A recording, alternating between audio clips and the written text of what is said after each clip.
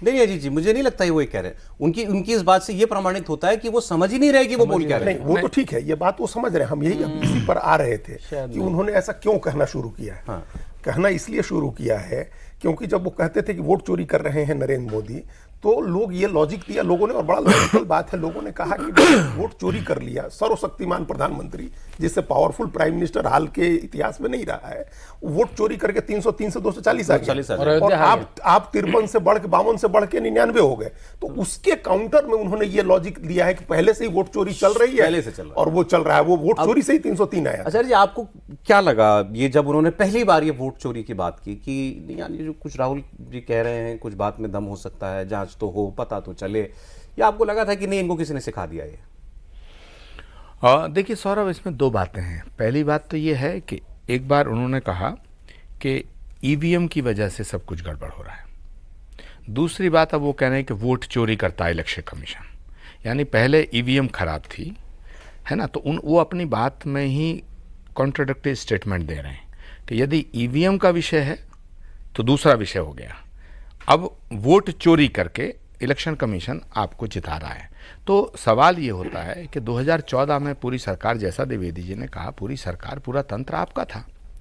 अब उस समय किसने वोट चोरी किया? आप 14 में क्यों हारे?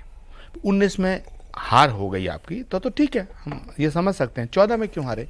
दूसरा, 2017 में राहुल गांधी कांग्रेस के प्रेसिडेंट थे, उत्तर प्रदेश में मुख्यमंत्री अखिलेश यादव थे, दोनों मिलकर चुनाव लड़े यूपी के तो उत्तर प्रदेश में डीएम आपके थे, एसपी आपके थे, डीआईजी आपके थे, डीजीपी आपके, होम सेक्रेटरी आपके, पूरा तंत्र आपका, तो आप दोनों मिल गए, तो आप क्यों हारे? प्रचंड बहुमत से बीजेपी की सरकार बनी, तो क्या उसमें वोट चोरी हुआ या उसमें वोट लूटा गया? तो बिना लोकल एडमिनिस्ट्रेशन की सपोर्ट के कैसे लूटा गया? ठीक है, तो सवाल इसका है कि हम ऐसा मान रहे हैं, जैसे आप ऐसे कह रहे हैं कि वो समझ नहीं पा रहे हैं। पहले मैं भी यही समझता था कि वो ना समझ है,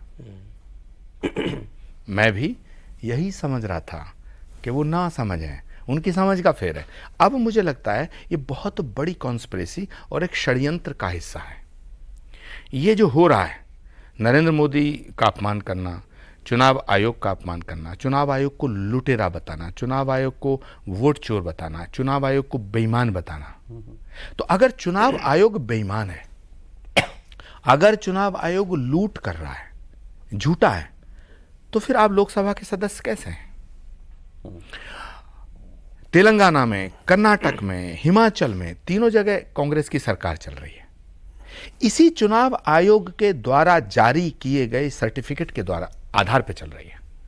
तो उत्तर प्रदेश के अंदर अभी चुनाव हुआ 2024 में लोकसभा का, जब उत्तर प्रदेश में 35 से ज्यादा विपक्ष ने सीटें जीती।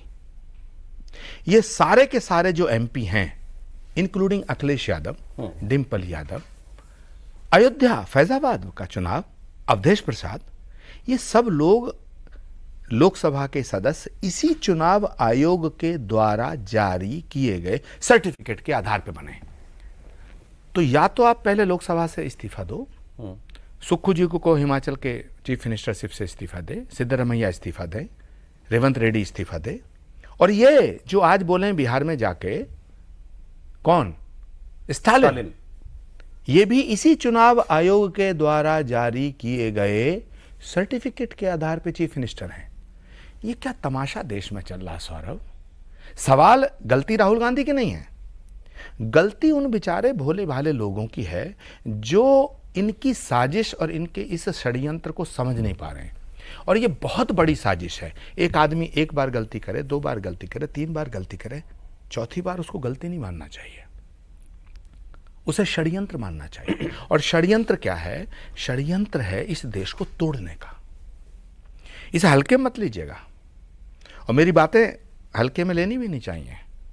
मैंने बहुत दिनों पहले कहा था कि कांग्रेस में प्रियंका गांधी का, ज्योतिरादित्य सिंधिया का और सचिन पायलट का कोई भविष्य नहीं है।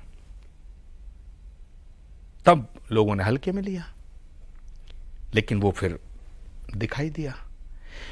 जिस जिस बात को मैंने बोला जी, वो प्रमाणित हुई, वो सत्य हुई। आज मैं कह रहा हूं ये षड्यंत्र है। हाँ, मैं वही पूछ रहा हूं। षड्यंत्र कैसे? इस देश को तोड़ने का। कैसे तोड़ना है? जाति के नाम पे तोड़ो, भाषा के नाम पे तोड़ो, यात्रा करो भारत जोड़ो के नाम पे, लेकिन भारत को तोड़ने वाले और भारत तेरे टुकड़े होंगे इंशा अल्लाह का नारा लगाने वालों के साथ रहो। यात्रा करो भारत जोड़ो, नियत है भारत तोड़ो।